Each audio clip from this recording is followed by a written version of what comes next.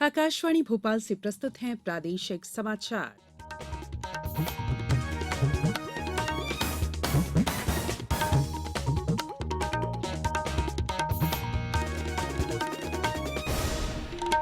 नमस्कार, समाचारों के साथ मैं संयुक्ता बैनर्जी। सबसे पहले बुलेटिन के मुख्य समाचार। प्रदेश में आज से शुरू होंगी विकास यात्राएं। मुख्यमंत्री शिवराज सिंह चौहान भिंड में 5 विकास रथों को हरी झंडी दिखाएंगे। संत रविदास जयंती के अवसर पर आज आयुष विभाग हर ब्लॉक में आयुष मेले लगाएगा। G20 सम्मेलन के तहत मांडू में किसान उत्पादक कंपनी के बोर्ड ऑफ डायरेक्टर्स और सीईओ के प्रशिक्षण कार्यशाला का समापन। और प्रदेश में 6 लाख से ज्यादा किसानों से अब तक 9,000 करोड़ रुपए से ज्यादा की धान खरीदी। अब समाचार विस्तार से। आज संत रविदास जयंती है। इस अवसर पर मुख्यमंत्री शिवराज सिंह चौहान आज से भिंड में होने वाले राज्य स्तरीय कार्यक्रम में विकास यात्रा का शुभारंभ करेंगे। इस दौरान वे 5 विकास रथ को हरी झंडी दिखाकर रवाना करेंगे। मुख्यमंत्री जन सेवा अभियान के कार्यक्रम में चंबल संभाग के हितग्राहियों को स्वीकृति पत्र और हितलाभ वितरित किए जाएंगे। कार्यक्रम में भिंड, मुरैना और श्योपुर जिलों के जनप्रतिनिधि और बड़ी संख्या में नागरिक जुड़ेंगे। ये कार्यक्रम प्रत्यक्ष संवाद का माध्यम बनेगा। मुख्यमंत्री जन सेवा अभियान प्रदेश में सुशासन के विस्तार की दिशा में एक प्रभावी कदम है। विभिन्न जन कल्याणकारी योजनाओं और कार्यक्रमों से पात्र हितग्राहियों को जोड़ने से जरूरतमंद लोगों का जीवन बेहतर होगा और शासन की कल्याणकारी मंशा का विस्तार भी होगा। मुख्यमंत्री श्री चौहान द्वारा 150 करोड़ 98 लाख रुपए की लागत से बने 42 निर्माण कार्यों का लोकार्पण और 242 करोड़ 65 लाख रुपए की लागत से शुरू होने वाले 79 कार्यों का भूमि पूजन किया जाएगा। मुख्यमंत्री श्री चौहान आयुष्मान योजना और लाडली लक्ष्मी योजना सहित अन्य योजनाओं के हितग्राहियों से संवाद भी करेंगे। संत रविदास जयंती के अवसर पर आयुष विभाग प्रदेश के प्रत्येक ब्लॉक में आयुष मेले आयोजित कर रहा है। आयुष मेले में संत रविदास जी के उपदेशों का भी स्मरण किया जाएगा। आयुष मेले में प्रभारी मंत्री, सांसद, विधायक, जिला पंचायत अध्यक्ष और स्थानीय जनप्रतिनिधि भी शामिल होंगे। शिविर में आयुर्वेद, होम्योपैथी, यूनानीपैथी के माध्यम से रोगियों का इलाज किया जाएगा। शिविर में निःशुल्क दवाई वितरण की व्यवस्था भी की गई है। इसके साथ ही शिविर में योगाभ्यास और योग से लाभ की जानकारी जन सामान्य को दी जाएगी। आयुष राज्य मंत्री रामकिशोर कावरे कल बालाघाट जिले के ग्राम कुसमी में आयोजित आयुष मेले का शुभारंभ करेंगे। मुख्यमंत्री शिवराज सिंह चौहान ने कहा है कि इंटर्नशिप का कार्य ज्ञान, भक्ति और कर्म का त्रिवेणी संगम है। प्रदेश की प्रगति और विकास के लिए आपकी ये इंटर्नशिप मील का पत्थर साबित होगी। वे कल भोपाल में सीएम इंटर्न्स बूट कैंप, मुख्यमंत्री यूथ इंटर्नशिप प्रोग्राम के शुभारंभ कार्यक्रम को संबोधित कर रहे थे। कार्यक्रम का आयोजन अटल बिहारी वाजपेयी सुशासन और नीति विश्लेषण संस्थान द्वारा किया गया। मुख्यमंत्री श्री चौहान ने मुख्यमंत्री यूथ इंटर्नशिप प्रोग्राम में चयनित युवाओं को नियुक्ति पत्र वितरित किए। कार्यक्रम में एक्पा ने विभिन्न आर्ट संस्थानों के साथ एमओयू किया। रिजर्व बैंक ने कहा है कि वो वित्तीय स्थिरता बनाए रखने के लिए बैंकिंग क्षेत्र और निजी बैंकों पर लगातार नजर बनाए हुए है। रिजर्व बैंक का यह बयान एक कारोबारी समूहों और बैंकों के बीच लेन देन के संबंध में मीडिया में व्यक्त की जा रही चिंताओं के बीच आया है।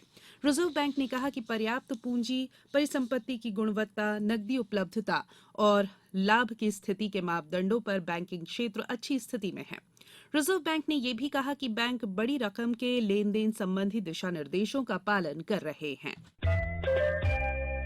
ये समाचार आप आकाशवाणी भोपाल से सुन रहे हैं। हमारे समाचारों को अब आप कभी भी और कहीं भी अपनी सुविधा के अनुसार सुन सकते हैं। ये समाचार बुलेटिन यूट्यूब, ट्विटर और फेसबुक पर AIR न्यूज भोपाल पेज पर सुने जा सकते हैं। इसके अलावा आप हमारी वेबसाइट newsonair.com पर या AIR न्यूज ऐप पर भी समाचार सुन सकते हैं। ब्रेक के बाद बुलेटिन में एक बार फिर आप सभी का स्वागत है। धार जिले की प्रसिद्ध पर्यटन नगरी मांडू में कृषि मंत्रालय, भारत सरकार और transform Rural India foundation TRIF के सहयोग से किसान उत्पादक कंपनियों के बोर्ड ऑफ डायरेक्टर्स और CEO का 2 दिवसीय प्रशिक्षण कल संपन्न हुआ। इसमें प्रतिभागियों को बिजनेस प्लानिंग का प्रशिक्षण दिया गया। कृषि मंत्रालय के संयुक्त निदेशक SR इंगले ने आकाशवाणी को बताया कि उद्देश्य है कि जो महिला किसान की जो भागीदारी है खेती में, उसको बढ़ावा देने के साथ साथ उनके बिजनेस में किस प्रकार से वो वृद्धि कर सकते हैं, इसके बारे में यहाँ पर जानकारी देने का एक आयोजन किया गया है। और आप सभी जानते हैं कि G20 की जो भारत देश अगुवाई कर रहा है, उस अगुवाई के चलते मध्य प्रदेश में 13, 14 और 15 तारीख को एक बड़ा इवेंट होने जा रहा है, जिसमें किसानों के साथ साथ कृषि में जो उपलब्धियां हासिल की है, डिजिटाइजेशन की क्या उपलब्धि है और न्यूट्रिशन की कितनी इंपॉर्टेंस है, इस बारे में सारी विस्तृत चर्चा होगी। बड़वानी की महिला कृषि उद्यमी योगिता पाटीदार ने हमारे धार संवाददाता को बताया कि हम लोग ये जो काम कर रहे हैं अभी 2 दिवसीय जो कार्यशाला है, इसमें हम लोगों ने पार्टिसिपेट किया है और जो सारी महिला डायरेक्टर है 22 कंपनीज की, उन सभी ने इसमें पार्टिसिपेट किया है और 2 दिन का सफलतम जो प्रशिक्षण उन्होंने प्राप्त किया है। और अभी हमारा ये उद्देश्य है कि इस कंपनी को हम कैसे ऊंचाइयों पर ले जाएं। तो इसके लिए जो G20 का कार्यक्रम जो चल रहा है विश्व में, तो हम ये चाहते हैं कि भारत में जो हम महिलाएं जो काम कर रहे हैं, हमारे जो अच्छे कार्य है, जो प्रगति की ओर हम जाना चाहते हैं, इस कार्य पर उनकी नजर पड़े और हम हमारे जो देश को है उन्नति की ओर लेके जाएं। मध्य Pradesh Gramin Aajeevika Mission, Transform Rural India Foundation, National Association for Farmer Producer Organization और समुन्नति संस्थाओं के सहयोग से प्रदेश में पूर्ण रूप से महिला सदस्यों वाली किसान उत्पादक कंपनियों के माध्यम से महिला किसानों की आय बढ़ाने का प्रयास किया जा रहा है, जिससे कि उनकी आर्थिक उन्नति संभव हो सके। प्रदेश में अब तक 6,46,000 से अधिक किसानों से करीब 9,427 करोड़ रुपए की धान खरीदी हुई है। किसानों के आधार लिंक बैंक खातों में सत्यापन के बाद ही धान उपार्जन का भुगतान किया जा रहा है। प्रदेश में 1,542 उपार्जन केंद्र हैं, जिनमें से 328 स्व सहायता समूह के हैं। धान उपार्जन में अनियमितता के लिए 11 संस्थाओं पर FIR दर्ज की गई है। खरीफ विपणन वर्ष 2022-23 के उपार्जन की समीक्षा करते हुए कल मुख्यमंत्री शिवराज सिंह चौहान ने कहा कि शेष रहे किसानों से भी धान खरीदी जाए। इसके अलावा धान खरीदी में अनियमितता करने वाली सेवा सहकारी समितियों और स्व सहायता समूहों पर कड़ी कार्रवाई की जाए। मुख्यमंत्री शिवराज सिंह चौहान ने कहा है कि आईपीएस अधिकारी जनता के कल्याण के लिए निरंतर कार्य करते रहें। उन्होंने सभी आईपीएस अधिकारियों और उनके परिवारजनों को शुभकामनाएं देते हुए कहा कि सभी निरोगी रहें, सबका मंगल और कल्याण हो और अपने कर्तव्य पथ पर आगे बढ़ते रहें। मुख्यमंत्री श्री चौहान कल पुलिस ऑफिसर्स मेस में मध्यप्रदेश आईपीएस ऑफिसर्स एसोसिएशन के सांस्कृतिक कार्यक्रम को संबोधित कर रहे थे।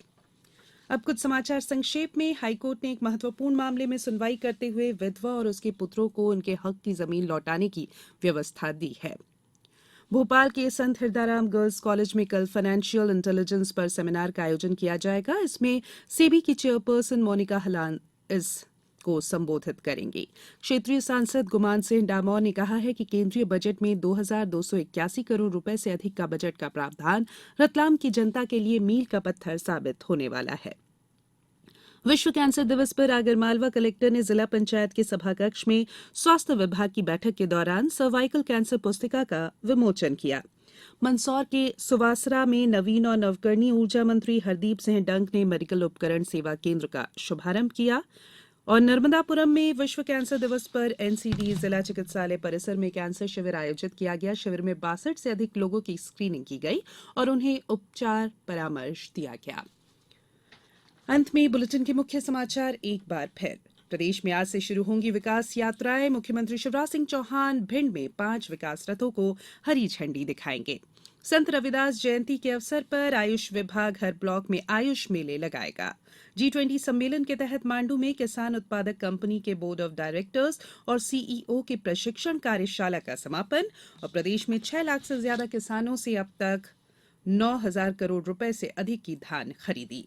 बुलेटिन में इतना ही। इजाजत दीजिए। नमस्कार।